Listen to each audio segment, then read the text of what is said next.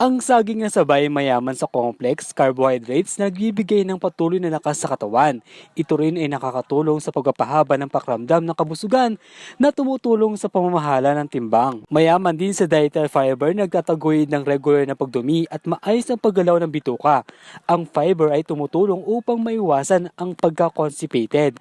Napapanatili ito ang malusog ng mga bakterya sa bituka at maaaring mabawasan ang panganib sa kanser sa kolon. Ang saging na sabay mayaman sa iba't ibang antioxidant tulad ng vitamin C at iba pang phenolic compound. Ang antioxidant na ito ay tumutulong sa pagtanggal ng paminsalang free radical sa katawan na nagpapababa ng oxidative stress at maaaring mabawasan ang panganib ng mga sakit sa sanahin ng pangmatagalang pagkasira ng katawan. At ang saging na sabay mainam sa puso, buto at paningin. Kaya naman ugaliin mong kumain ng iba't ibang uri ng saging dahil napakaraming benepisyong makukuha dito. Para na sa gayon, mapalakas pa